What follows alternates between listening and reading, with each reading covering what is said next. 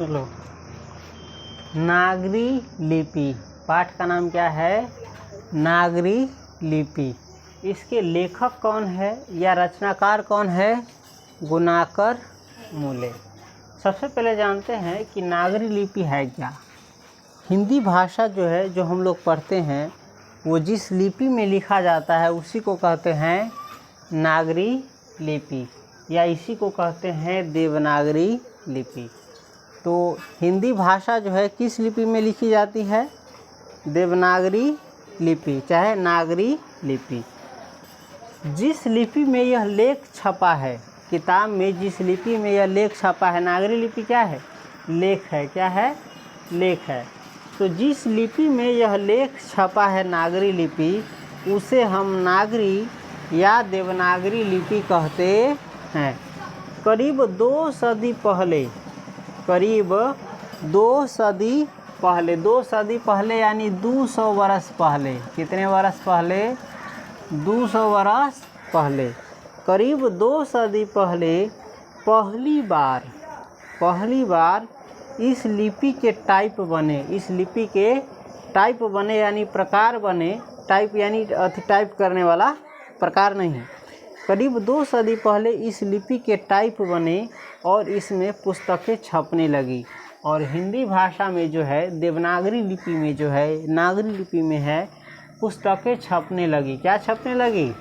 पुस्तकें छपने लगी। और इनसे पहले जब कुछ लिखा उखा जाता होगा इस लिपि में, तो कैसे लिखा जाता होगा? हाथों से। किससे? सिर्फ और सिर्फ हाथों से। और जब टाइप बना, तो कोई भी पुस्तक लिखना रहा होगा इस लिपि में, तो किससे लिखा जाता होगा? हाथों से, हस्तलिपि से। उसके बाद जब इसका टाइप बन गया 200 वर्ष पहले इस लिपि का, तब इसमें क्या होने लगा? पुस्तकें छपने लगी। इसीलिए इसके अक्षरों में स्थिरता आ गई है। इसीलिए हिंदी के जो अक्षर है उसमें क्या आ गई है? स्थिरता आ गई है। क्या आ गई है? स्थिरता आ गई है। और जब सिर्फ हाथों से लिखा जाता था तो इसका अलग अलग डिजाइन से लिखा जाता है। जैसे हम लोग बचपन में अ लिखते थे, तो ऐसे लमरा के ये ऐसे अ लिखते थे कॉपी में। क्यों? अच्छा लगने के लिए। और सिंपल सा हम लिखे तो कैसे लिखाता है? और ऐसा ही नहीं लिखाता है। इसको और भी डिजाइन से बनाना चाहेगा तो कोई ऐसे भी बनाना चाहेगा। ये हस्तलिपि का डिजाइन सब है। ये क्या है? अ है। अब देख सकता है कितना सुंदर लग रहा होगा। और कंप्यूटर ऐसा नहीं छाप सकता है। कंप्यूटर ऐसा नहीं छाप सकता है। तो हाँ, वो लिख सकता है। उसको कोई भी डिज़ाइन दो, अलग अलग डिज़ाइन टाइप करके उसमें वो कमांड दे देगा तो ऐसा बना देगा, इतना दिक्कत नहीं है। लेकिन इंसान इसको जैसे चाहे वैसे मोड़ सकता है, अपना माइंड का मतलब, अपना की मन से। तो हाँ, इसलिए इसके अक्षरों में स्थिरता आ गई है।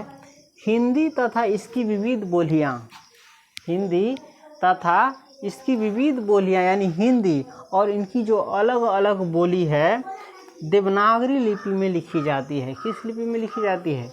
यानी हिंदी तथा हिंदी से संबंधित जितनी भी बोलियाँ है ना, थोड़ा इनसे मिलता जुलता जो भाषा है, वो देवनागरी लिपि में लिखी जाती है। हमारे पड़ोसी देश नेपाल की, हमारे पड़ोसी देश नेपाल की, यानी भारत के पड़ोसी देश है कौन? नेपाल। उसकी जो नेपाली है, नेपाल की जो नेपाली है खसकुरा। नेपाल की जो नेपाली क्या है? खसकुरा। कौन चीज़?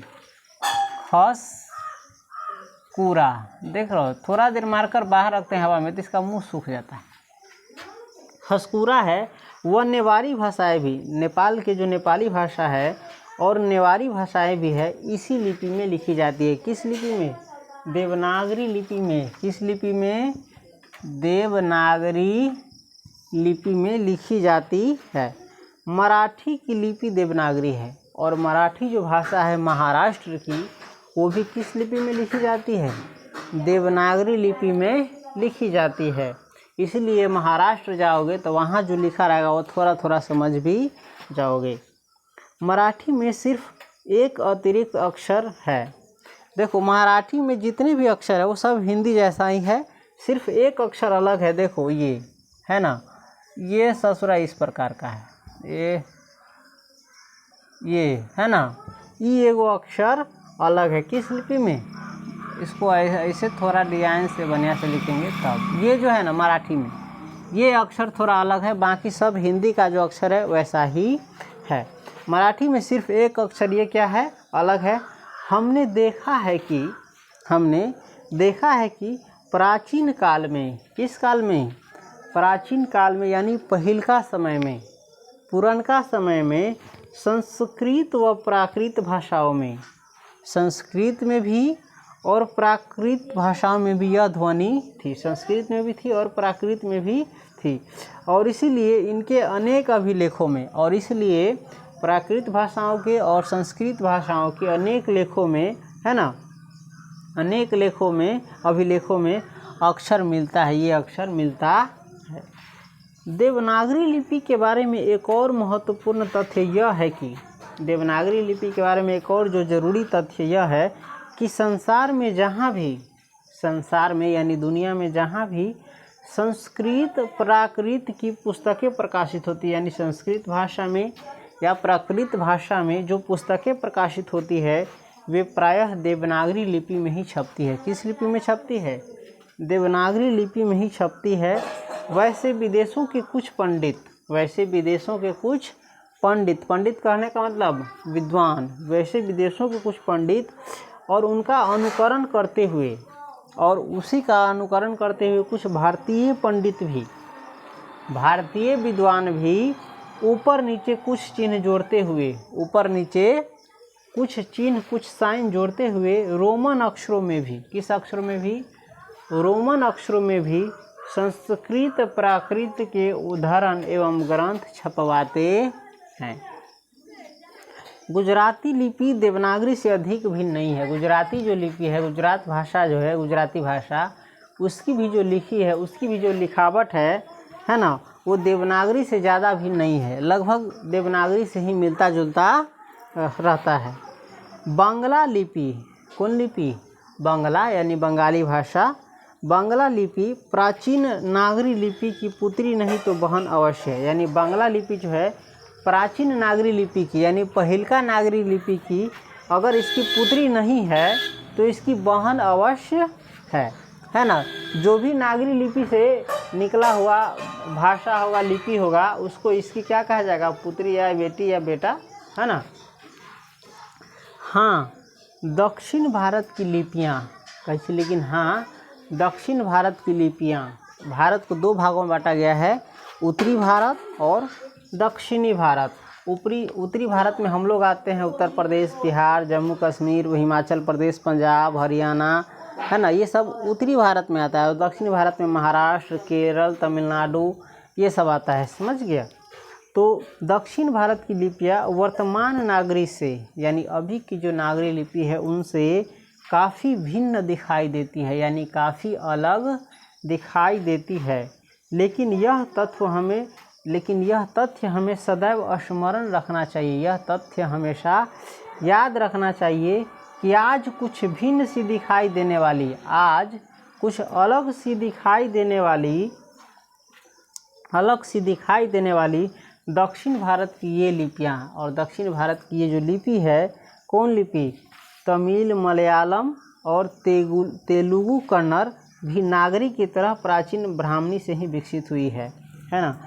ये भी नागरी की तरह जो है प्राचीन भारतीय ब्राह्मणी लिपि है, उन्हीं से विकसित हुई है, उन्हीं से बनी हुई है। अभी कुछ समय पहले तक दक्षिण भारत में, कौन भारत में? दक्षिण भारत में पोथियाँ लिखने के लिए, कौन चीज़ लिखने के लिए?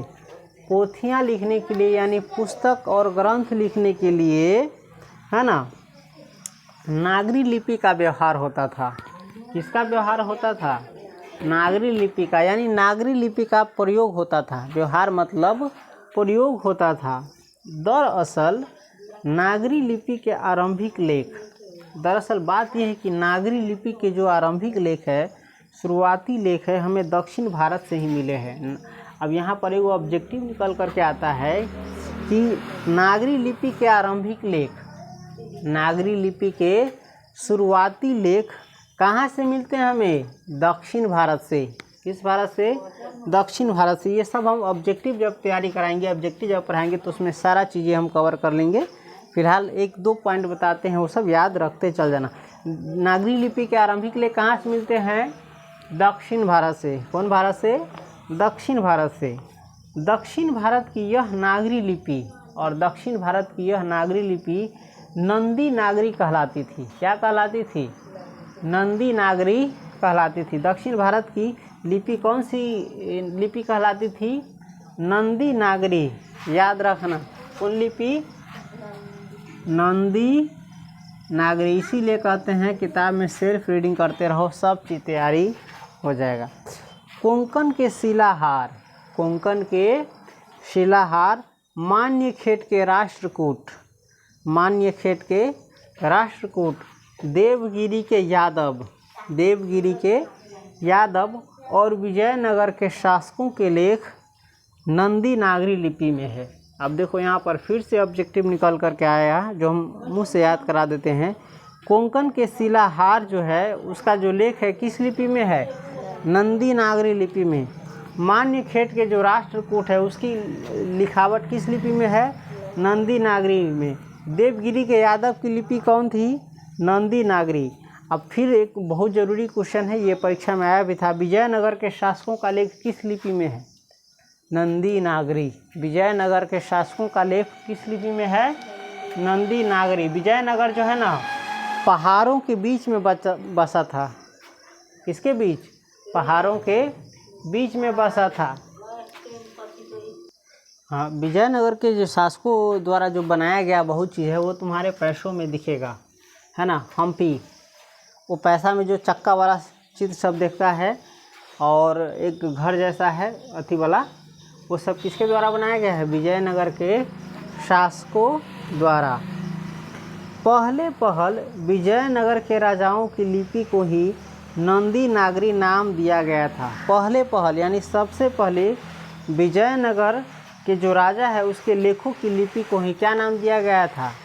नंदी नागरी। दक्षिण भारत में, किस भारत में? दक्षिण भारत में तमिल, मलयालम और तेलुगु कन्नड़ लिपियों का स्वतंत्र विकास हो रहा था। फिर भी दक्षिण भारत में अनेक शासकों ने, दक्षिण भारत में अनेक शासकों यानी राजाओं ने जो वहाँ पर शासन करते थे, समझ गया, शासकों ने नागरी लिपि का इस्तेमाल किया है।